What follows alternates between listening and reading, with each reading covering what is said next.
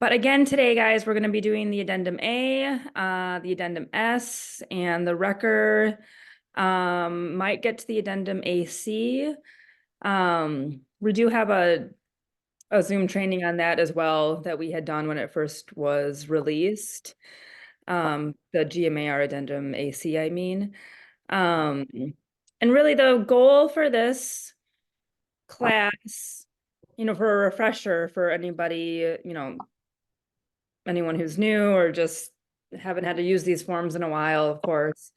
But we're trying to be intentional about teaching the Addendum A, the Addendum S, the RECR, etc., on the heels of the accelerator class.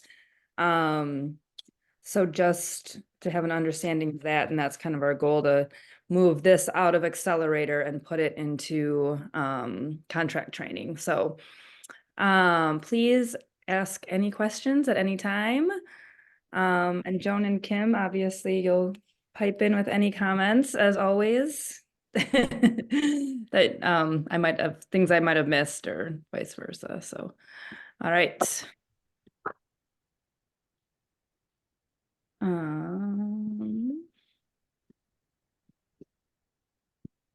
So first we'll get to the Addendum A, and I just want to make sure everyone can see my screen, right? Right. Yes. Good, okay. So the Addendum A, which there are many versions of the Addendum A, there is a WRA version. And in this market, we use the GMAR Addendum A, which is the Greater Milwaukee Association of Realtors version of it. So this is more Milwaukee metro market specific. And as it's just an addendum, an addition to the regular offer to purchase.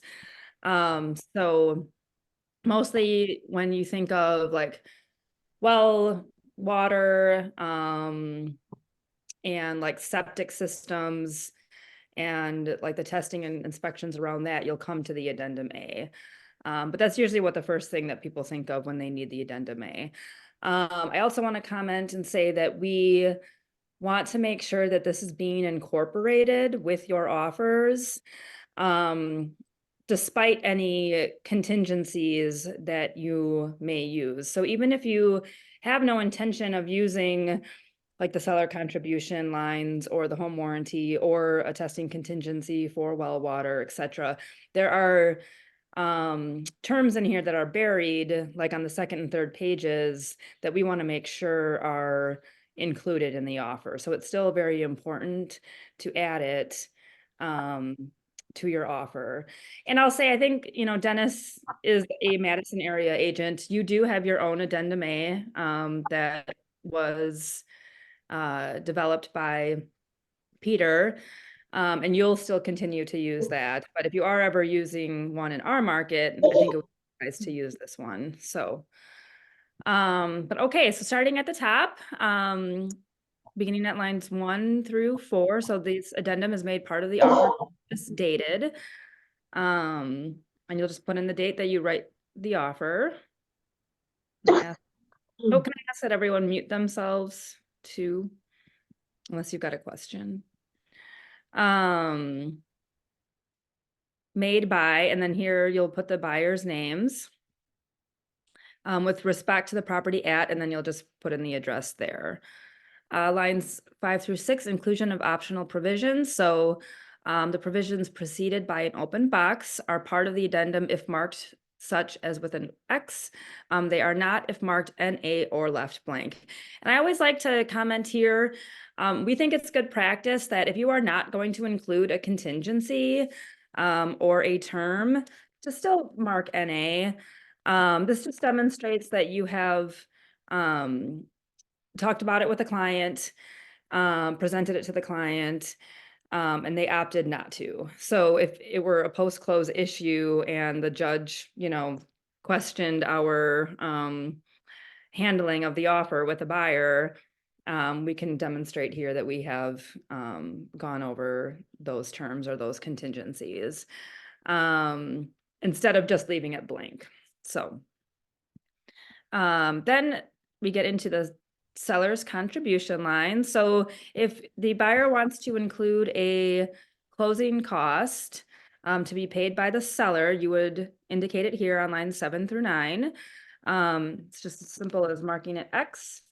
Seller shall give a loan cost, or seller shall give the buyer a loan cost credit and or pre-payables at closing in the amount of, and you would indicate it here.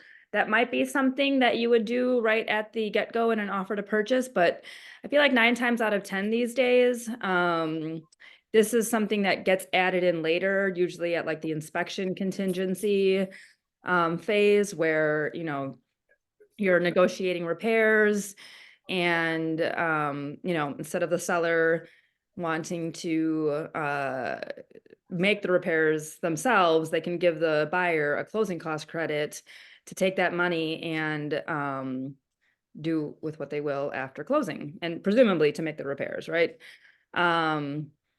And I also want to comment here that this is not a number that you would just know as a buyer's agent. You would definitely want to confirm with the lender how much is allowed in prepayables that is available to the buyer. So a good rule of thumb, it's like 3% of the purchase price has kind of been like the general guideline in terms of how much is available. But it might not always be the case. So you'll always just want to confirm that with the lender. Any funds not applied as a loan cost credit and or prepayables shall be credited back to the seller at closing. So that's very important to know as well. If for some reason the lender can't use the full amount of the closing cost credit, that does go back to the seller. So if we need to tweak a price in light of that, that might be something that we would need to do. If you guys need to talk through any of that kind of stuff, make sure you're just calling Joan and I, and we can help you through that. Home warranty program. So if there is a home warranty as a part of the offer to purchase, this will be included here or indicated here. So lines 10 through 14. On line 11, you're going to indicate what the price of the home warranty shall not exceed. So, you know, you can say $650. It might not cost $650. It's just we're communicating to everybody that it's not going to exceed this much. Cost of the home warranty will be paid by the seller or the buyer, and you would strike which one to indicate which party is going to pay for it. So if neither are stricken, the seller will pay for it. Home warranty plan will be ordered by the listing or the selling agent. So again, or the selling firm. So again, you would indicate by striking which one is not going to be ordering it to leave the open option here of who will be ordering it. So again, if neither is stricken, it defaults to the listing firm. A note here, if a seller is advertising that a home warranty is part of the offer, or it's being included in their listing, like right off the bat, seller indicates that they're going to offer a home warranty. You as the buyer's agent still need to write that into the offer to purchase to make sure that it's in writing. You know, much like inclusions or exclusions that are named on an MLS data sheet, that's information for you to take and transfer to the offer to purchase, because that's what holds. So make sure that if someone is offering a home warranty and it's advertised, that we as buyer's agents are still including it. Association fee on line 15. So if there is an association, a condo association or a subdivision association, and there's a fee, we're going to indicate that here. And then starting at line 16, we get into inspections, tests, and appraisals and opinions all around well systems and septic systems. So getting right into it, real estate agents may furnish a list of independent inspectors to the parties. Unless provided in writing, no representations have been made to the competency of the inspectors. Party designated as responsible for obtaining an inspection shall solely be responsible for determining the qualifications of the inspector. So what's different about this is that it's presumed in the offer to purchase that a buyer will be paying for the inspections. Here though, there's a choice between the seller and the buyer on who they are going to, who's going to order it and who's going to pay for it. So they're just kind of giving some verbiage up front here to kind of set the stage for that. I don't want to read this line by line. I think that's counterproductive, but it's getting into the contingencies and the testing itself. Much like the inspection contingency, inspection versus testing contingency language on the offer to purchase, this is just setting the stage for what's to come. So the testing contingency. So this is the general testing contingency, kind of a blanket catch-all for the different types of tests that a buyer might want to conduct. So this offer is contingent upon the buyer obtaining a current written report from a qualified independent third party documenting the results of the following tests, conducted pursuant to applicable government or industry protocols and standards. So here we're actually going to list what a buyer might want to test for. So I would say mold, asbestos, and air quality are kind of the biggies. Joan, if you can think of any other types right now that I'm missing.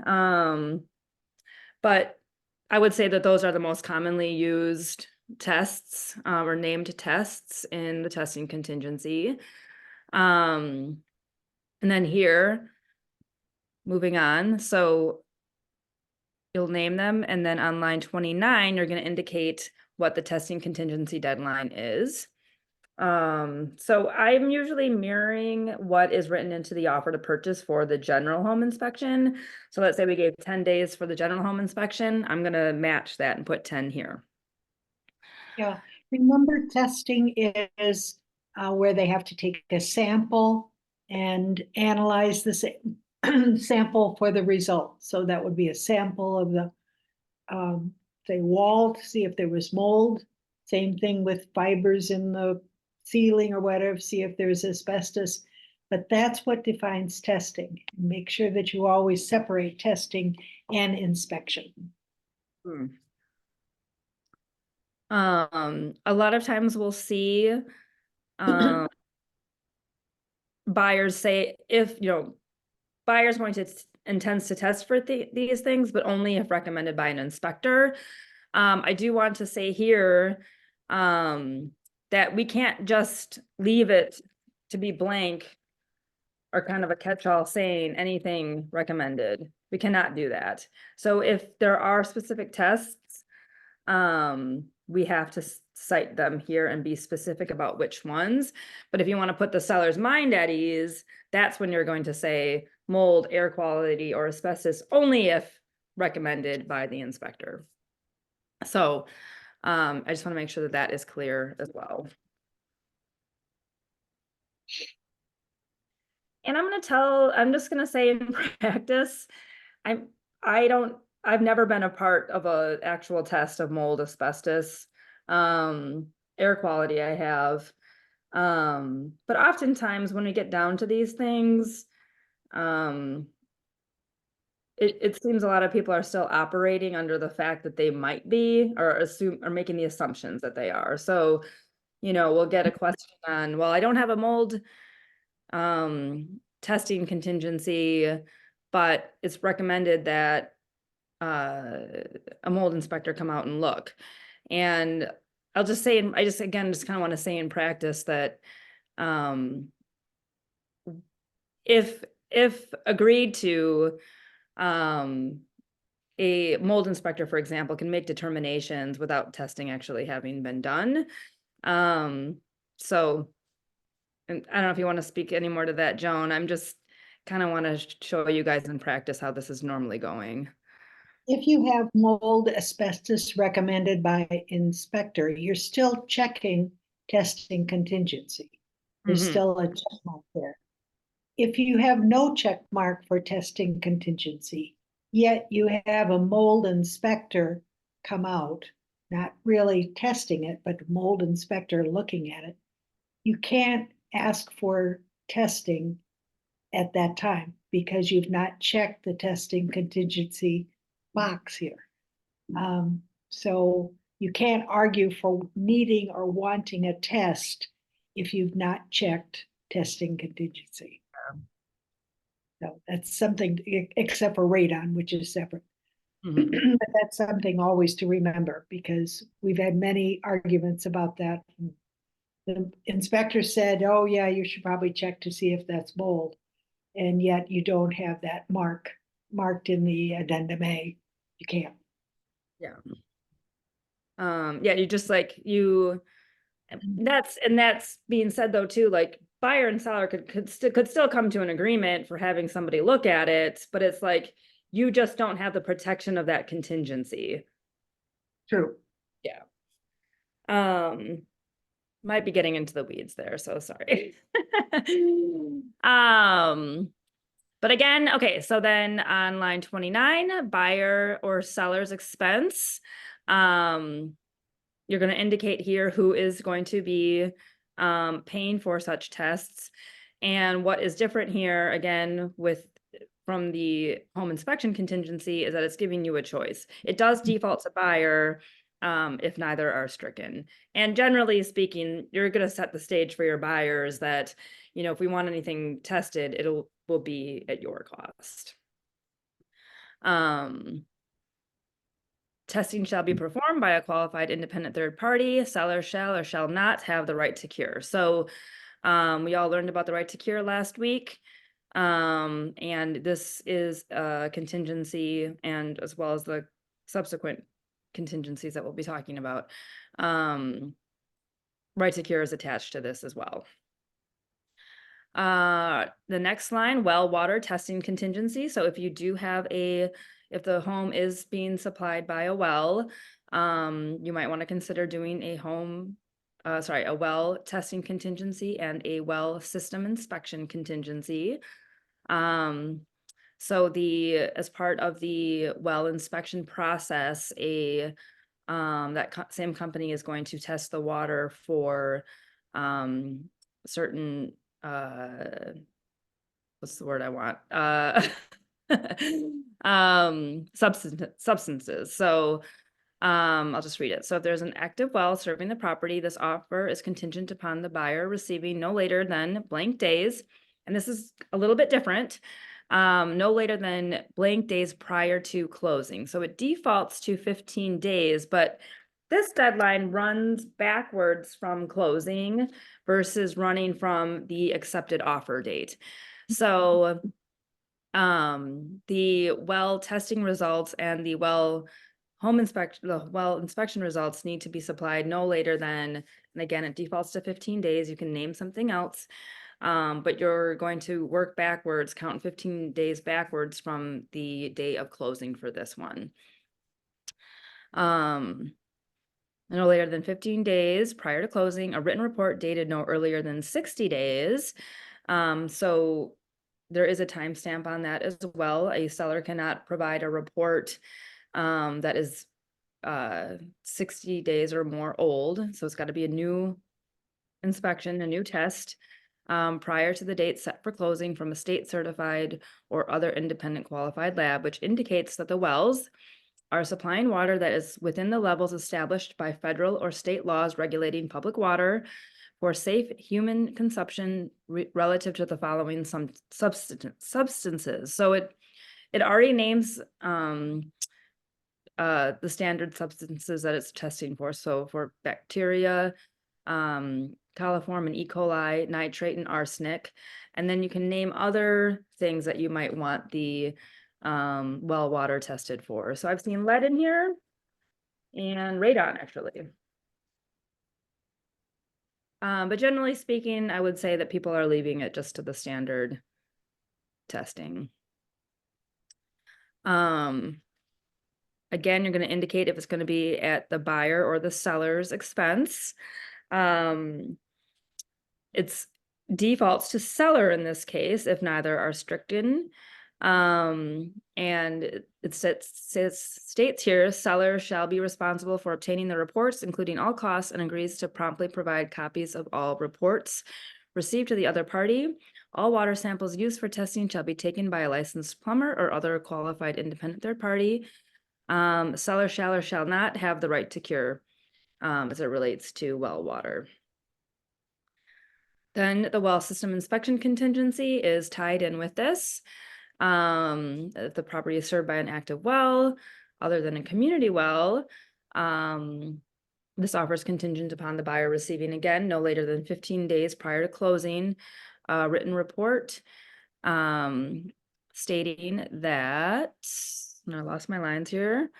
No earlier than 60 days prior to the date set for closing from a licensed plumber or licensed well driller competent to inspect well systems, which indicates that the wells and pressure systems conform to the code in effect at the time they were installed and are not disapproved for current use.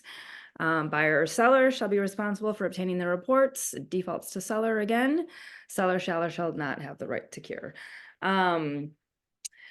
I would say, just again, speaking to market trends and how offers are being written, I would say that if well water testing and inspections are included, it's the seller is supplying these reports. So it's a good idea to get seller right to cure on these as yes. well. Yes. But you know, speaking to the fact that you might be in competition, you know, this might be something that a buyer might want to consider paying for themselves too. Abandoned wells.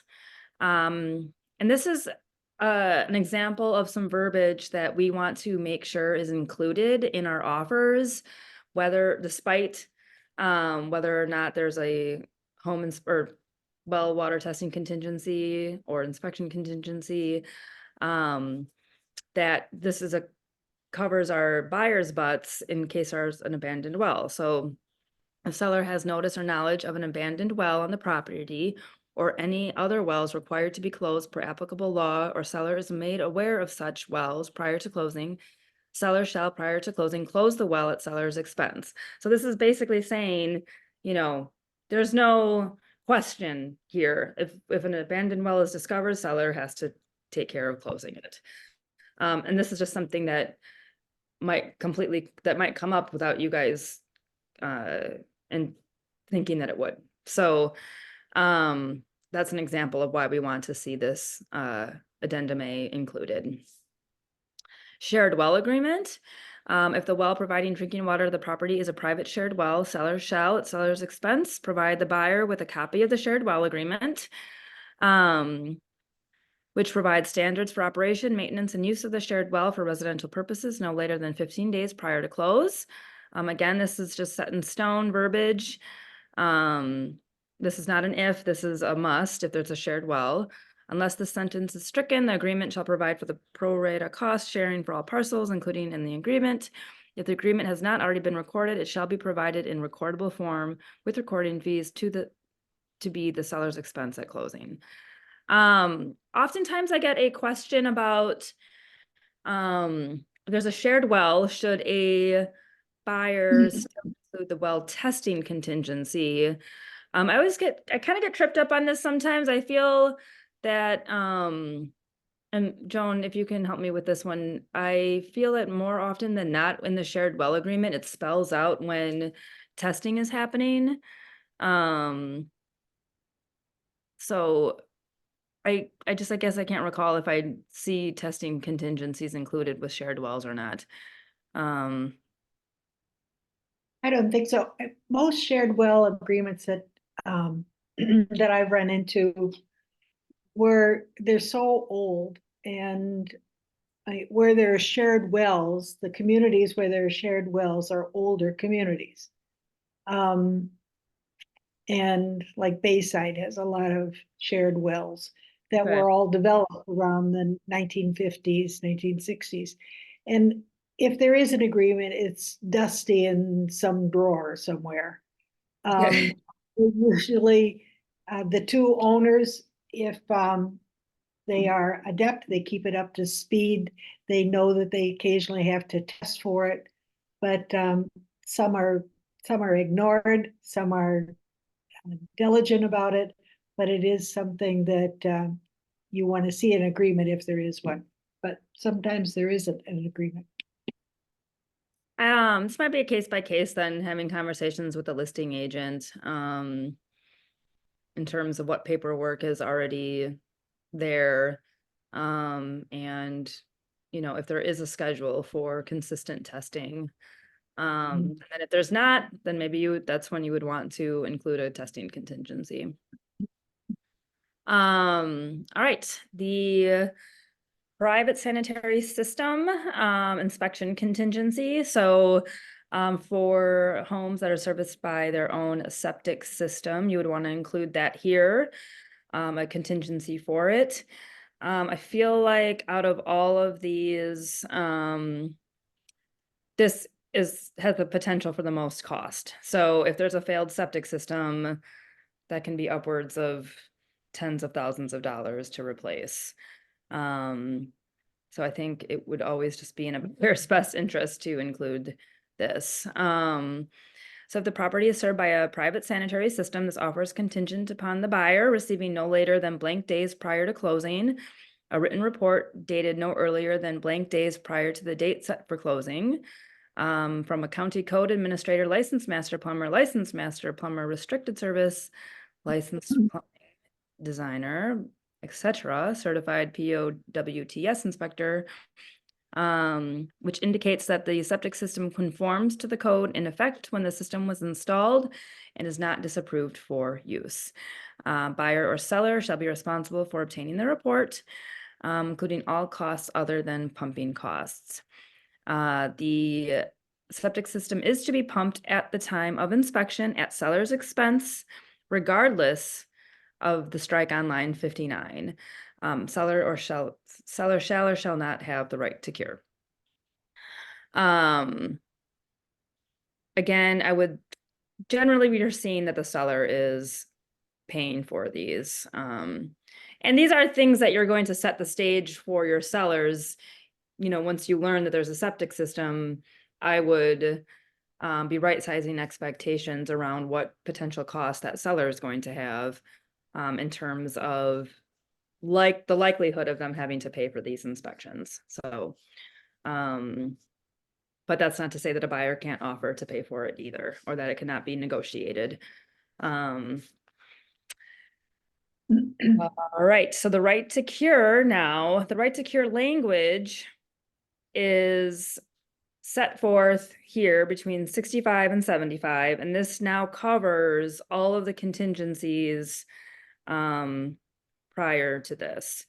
So each contingency selected above, testing well system or private sanitary system shall be deemed satisfied unless the buyer within 5 days of the earlier buyer's actual receipt of the testing or reports. The deadline for delivery of said reports, the delivers to seller a copy of the reports and a written notice identifying the defects to which the buyer objects. The deadline for delivery of said reports, and the seller was to provide the reports. I am not going to read this line by line, but it's a little bit more convoluted with the right to cure in terms of how it plays out. It's generally the same concept in terms of, whether or not you are giving the seller the trigger to declare the offer null and void if a notice of defects is served. But the roadmap getting there is always something that we say, just come to us if there's an issue with with these reports in any way, and we'll help guide you through it. But the concept is the same. Again, it all just determines, the right to cure determines who has the right to kill the deal if a notice is served. So if now, one thing is a heads up, if you're working in this kind of environment where they have private outs, what was used for many, many years and many properties were given the right to have a septic system in their property. Since I would say probably in the last 20 years, some of those guidelines have changed. They've gotten stricter. So if somebody's been, property's been on a septic system for a long time, you would be pretty much sure that it wouldn't qualify for a septic system today going forward, because the standards were raised and it is very hard to find a septic system that now conforms. So it means that they're going to a mound system or other systems that get rid of the septic on a property. So it's just a heads up, not to think that everything is okey dokey because they are in a septic system, which, by the way, is the most preferable way of treating this. Mhm. Thank you. So any questions, again, just please, this is definitely case by case. Just see Joan or I. Okay, moving on. Now we'll be able to get through the addendum A a lot quicker now. A lot of this is just crash printed language that I'll just briefly explain the sections. So sanitary district sewer construction, excuse me. So buyer is informed that the property may be located within an established sanitary district. Buyer may be subject to taxes, special assessments, or other charges. Buyer is encouraged to contact officials of the sanitary district to inquire about such costs. A lot of this is just like, Mr. Buyer, you got to do your own due diligence. So another kind of CYA for us in terms of why we want to make sure that this is included in the offer. Financing issues. So the financing commitment contingency. So this is an expansion of the contingency language that's in the offer, offering additional terms. So the financing commitment contingency in the offer includes the following terms. Within 7 days of acceptance, the buyer shall obtain written confirmation from a financial institution that the buyer has applied for financing. Seller may, no earlier than 7 days after acceptance, deliver a written request for the written confirmation of application. Buyer shall deliver written confirmation of application no later than 5 days after the seller's request. Seller may, at seller's option, declare the offer null and void if that is not supplied. So the short of this is make it a part of your practice as buyer's agents to make sure that we are confirming with the buyer's lender that confirming with the buyer's lender that the buyer has officially applied for financing within that first 7 days. They slightly tweaked this language, but it used to be like pretty like significant consequences. It used to state that if the evidence for the buyer not supplying evidence of loan application within 7 days, that the buyer or that the seller could just declare the offer null and void. So it's pretty harsh.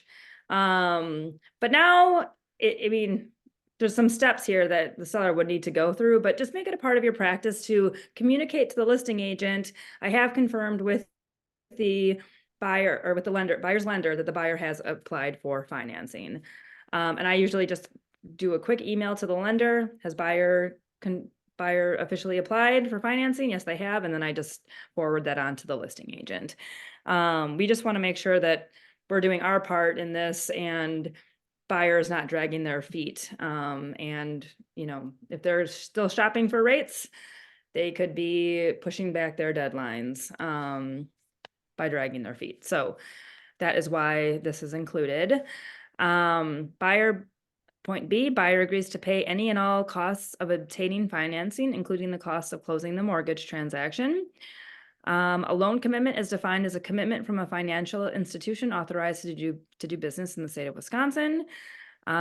D, buyer acknowledges buyer's obligation to have the total purchase price, including mortgage loan proceeds, available at the time of closing. Buyer is advised to determine when the buyer's loan proceeds will be funded to ensure that the funds will be available at the time of closing. So again, just more verbiage for the buyer. Waiver of financing commitment contingency. If the buyer waives the financing commitment contingency, making this a cash offer, and within 7 days of the delivery of the notice of the waiver of financing commitment contingency, buyer delivers written verification from a financial institution or third party in control of the buyer's funds at the time of verification. Sufficient funds to close. So basically, this is saying if there was one included, no, I'm sorry. It is saying that if the buyer does not include a financing contingency, that they are supplying a proof of funds letter. FHA, VA, or USDA mortgage. So if this is subject to an FHA or VA loan, the offer is contingent upon the buyer obtaining an FHA loan. The parties agree to execute an FHA or VA or USDA amendment to the contract. So that's just spelling right out in this that buyer and seller agree to execute the addendum, which is always around the appraisal contingency. So this supersedes the appraisal contingency written into the offer to purchase, but basically it says contract which shall give buyer the right to terminate the offer if the property fails to appraise. Seller also agrees to pay lender at the time of closing a tax service fee not to exceed $100. If it's a VA mortgage, buyer or seller, if neither is stricken, agrees to pay the entire funding fee not to exceed blank % of the mortgage amount. Back to the appraisal contingency addendum. This is just a protection for the buyer, saying it doesn't matter if I waived my or waived my appraisal contingency. If it doesn't appraise, I do have an out. Information for both buyer and seller. The VA mortgage would destroy an insect inspection. So if it's part of a VA loan, there is going to have to be a wood destroying insect inspection, termites. Area conditions. Properties are affected by existing and proposed conditions and services in the area surrounding the property. Existing and future residential, recreational, commercial, and or industrial development, road and or freeway construction. Buyer is aware that major public work projects such as sewer construction or water treatment facility development have been reported in the media and may increase future real estate taxes. So again, just a provision for the buyer. If buyer acknowledges that this is material to the buyer's decision to purchase, the buyer has reviewed sellers and firms' representations regarding known condition and has become familiar. Got to do your due diligence, Mr. Buyer. Property conditions. Parties are aware that news media and other public information sources indicate that asbestos, mold, lead-based paint, lead in drinking water, radium, radon gas, and other toxic substances and chemicals within a structure can cause serious health hazards. Unless otherwise disclosed in writing, seller represents to the best of the seller's knowledge that the property does not contain these items. Buyers encouraged to consult with appropriate mold experts and to test for property for unsafe mold levels. Buyer acknowledges that buyer has made independent inquiries as deemed necessary. So yes, there are chemicals, conditions of a property that affect health and safety. Twofold in here, seller is saying, I represent that there are no such things. B, if this is material to buyer, make sure they're including those contingency items. Underground storage tank and basement fuel oil tank. If seller, this is another one that we want to make sure we're covered if in the event it happens. So if the seller has notice or knowledge of an underground storage tank or basement or above ground fuel tank on the property, or if one is discovered prior to closing, and this is what happens, seller shall, prior to closing, deliver to the buyer written confirmation that the tank related components and procedures relating to upgrading and or closure are in full compliance under federal and local regulations. Seller's written confirmation shall include a copy of any applicable contractor's closure report and any required Wisconsin Department of Agriculture, Trade, and Consumer Protection registration. It is buyer's sole responsibility to re-register in his or her name any underground storage tanks remaining in use upon the property after the close of the sale. So again, where we're finding this is if it's discovered, and this has happened on inspections where a general home inspector will notice the access point for oil tanks in a basement, and it either could have been one that was in the building or it could have been one that was an underground storage tank. So that's our tip to check with records and registration lists to see if it has been properly closed. If not, then seller has to take care of it. zoning and building restrictions, comprehensive plans, non-conforming property, and building permits. So municipal zoning and building restrictions affect the use of the property, and comprehensive plans may affect the future use or value of the property by influencing future development in the municipality. Buyers informed that many properties, including those in the shoreland area, are considered legal non-conforming properties, which no longer conform to current zoning due to change in building regulations. This may affect the buyer's ability to build, rebuild, remodel, replace, enlarge, or use an existing structure. So yeah, if buyer intends to build upon something, again, they've got to do their own due diligence. They need to have an understanding. I think this does affect shoreland properties most often, where you've got like a boathouse that's way too close to the shoreline, and it's legal, but non-conforming. Legal because it was built prior to an update in the change of building restrictions. But if something were to happen to that garage or that boathouse, in this example, buyer needs to be aware that they cannot rebuild in the same exact spot.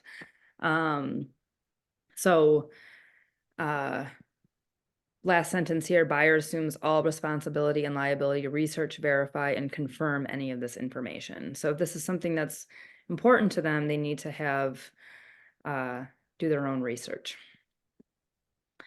Information on promotional materials. Buyer understands that the information which is contained in the MLS data sheets. So this is a biggie too. We've got this actually similar language to this in our addendums, our KW disclosures, excuse me. So buyer understands that information which is contained in the MLS and additional promotional materials is obtained from a number of different sources and has not been independently verified, that's in bold, or confirmed by the various real estate firms. If any particular measurement or data element is important or material to the buyer assumes all responsibility and liability to research. Again, just another cover your ass for us. Survey, unless a current survey has been provided to the buyer, location and the size of easements, improvements, lot lines, possible encroachments have not been verified. Floodplains, wetlands, buyers aware that floodplain and wetland maps referred to in the offer to purchase lack detail, are difficult to interpret, and may not be accurate. Buyer is encouraged to personally examine such maps or consult with appropriate government officials to verify their accuracy if this is material to the buyer's decision. Insurance provisions, building materials, insurability. News media and other public info indicate that certain building materials such as synthetic stucco and wood composite exterior house siding has been associated with moisture, mold related problems. Presence of these materials may affect the health of occupants. Let's get to the nuts and bolts of that. Seller agrees to provide representations of buyer's insurance company access to the property for inspection purposes at reasonable times. Upon reasonable notice, buyer's credit history, insurability rating. It's not the point we want to drive home here. Buyer agrees to address these issues with an insurance expert. This actually came up for another agent. It was discovered in, well, here's a good example, old asbestos siding in some of these East Side homes. If it's going to be something that could affect the insurability of the house itself, buyer needs to confirm that prior to closing. And then, yeah, I'll stop there. But that's probably the biggest example, I would say. Electric service, buyer and seller are aware that if property has tube or aluminum wiring, if a property electrical service uses fuse, there might be insurability issues here as well. So when you're looking at a home, if you see fuses versus circuit breakers, that would be something that you would want to ask about. It might be something that you want to address in the offer to purchase. Flood insurance, buyers aware that buyer's lender may require flood insurance. So if there is a property in a floodplain, we want to make sure buyer has an understanding that there's going to be extra costs involved with that. Rental property ordinances, the city of Milwaukee requires a registration form and fees of residential rental properties within 15 days of conveyance. Buyer must file a registration form and pay a fee within 15 days of conveyance. So again, applying to city of Milwaukee properties only, and whether or not they're going to be rented out, they need to register with the DNS. Lead water service line ordinances, city of Milwaukee requires a property owner to pay for the replacement of privately owned portions of lead water service lines. Whenever the following occurs: a leak or failure has been discovered in the service line, when publicly owned segment of the service line is replaced, or on a planned or emergency basis. I often am pointing people to, there's a great info page on this on the city of Milwaukee website. So I often point people to the website when it comes to lead service lines. But basically, if it's being planned, they've got to be on the hook for the privately owned portion of it for replacement. City letters, no later than closing, seller shall provide buyer written verification of paid real estate taxes, contemplated and or outstanding special assessments. This is a process that is done in the title search phase. Conflicting provisions, should any provision of this addendum be in conflict with any provision of the offer or any other addenda to this offer, the provisions of this addendum shall prevail.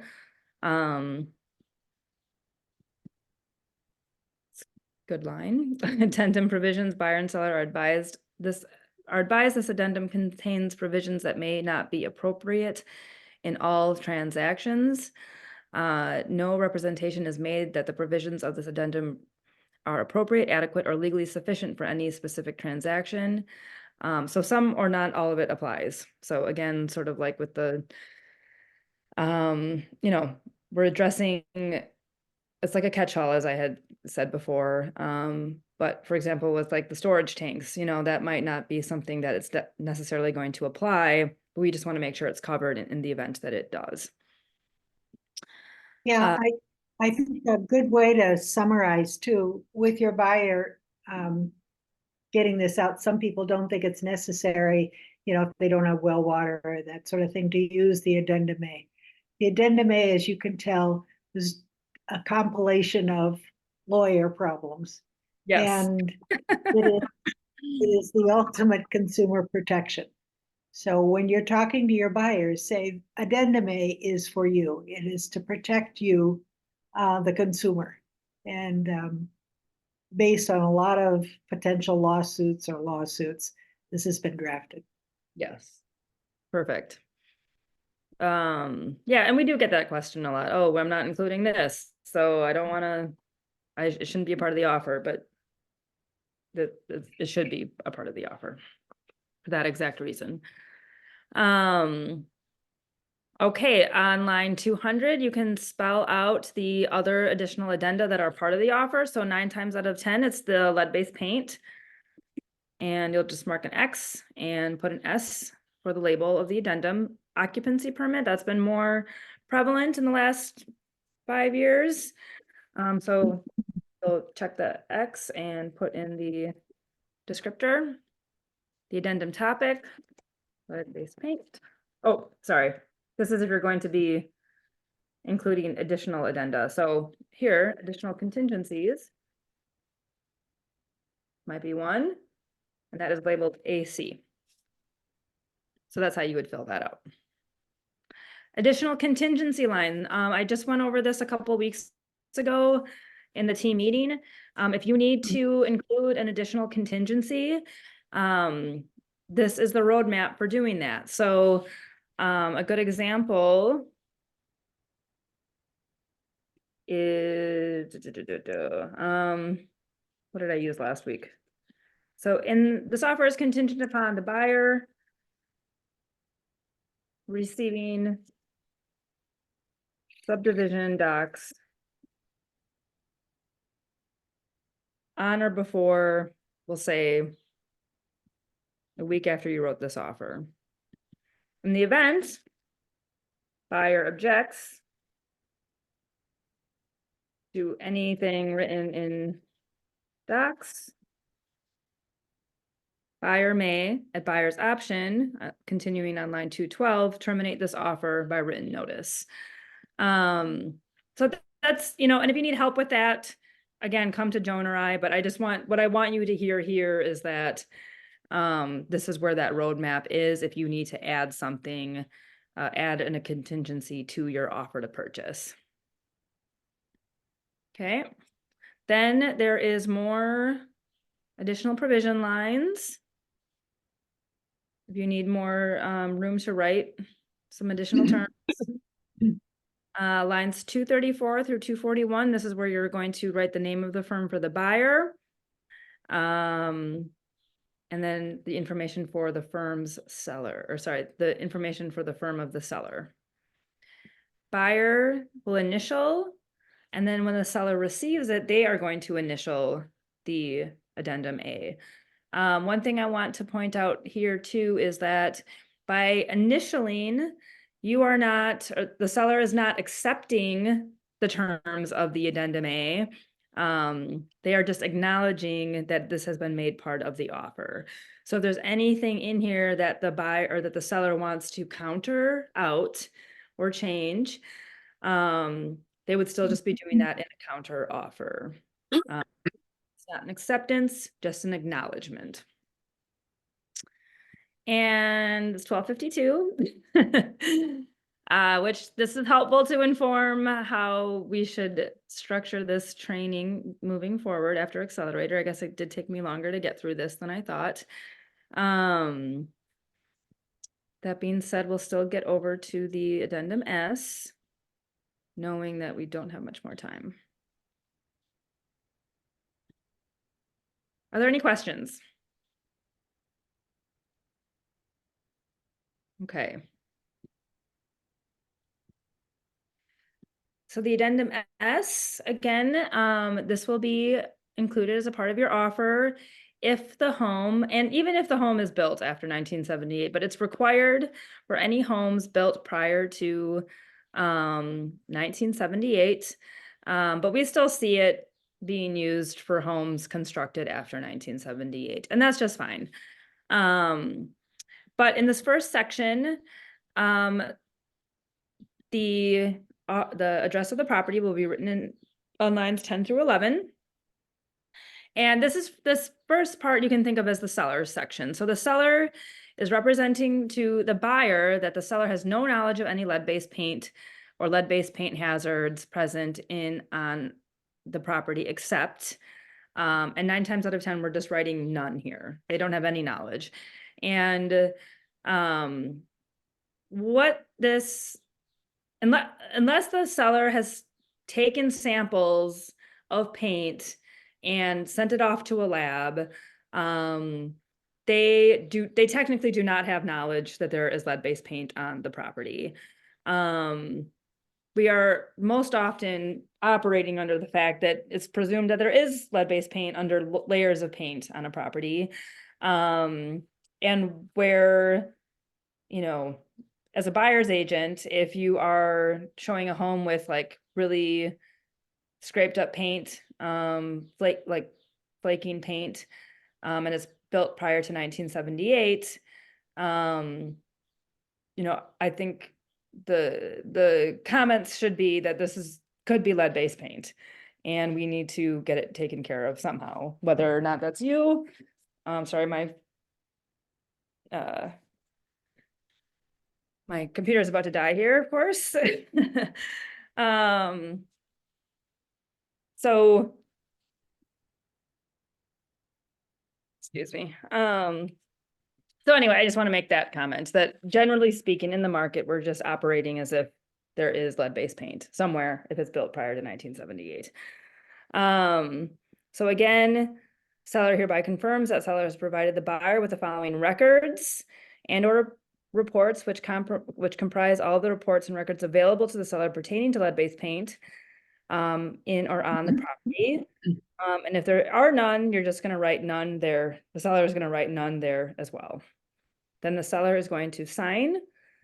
And then there are disclosure obligations for the seller that is spelled out for the seller. Main thing here, and this should be taken seriously, if there is knowledge of lead-based paint on the property, it has to be disclosed. And Joan and I went through a situation with this, I guess almost 3 years ago now, where the city cited a property for having to correct lead-based paint situation, and seller knew about it and didn't try to sell the property without disclosing that the city had come to them for that, and there was trouble afterward, to keep it simple. The second page, the certification and acknowledgement of lead-based paint disclosure, seller requirements. So again, just more disclosures for the seller, definitions that I'm not going to read through line by line. But then here we get into the listing firm's requirement to sign off on this, and then the buyer agent on line 121 is going to sign off on this as well. Then we get into the buyer's opportunity to conduct an evaluation, and they can include here then a contingency for lead-based paint testing if they choose. And they mark 131. Excuse me, they would, oh, this is not fillable at this time. Yeah, you would mark on line 131 that they want to conduct an inspection contingency. Line 147 and 148 indicates that the buyer elects to include the lead-based paint contingency, or the buyer waives the opportunity for lead-based paint inspection or assessment. And 9 times out of 10, I would say that buyers are not including lead-based paint testing. So just to kind of give you an idea of how it's really being played out in the marketplace, buyers are typically not testing for it. We're just kind of all operating under the fact that there probably is lead-based paint under layers of paint. Buyers then sign on line 158 and 160. We don't have class next week, but I am going to say that we'll just do the real estate condition report next week, and then I could also go over the addendum AC next week as well, since we ran out of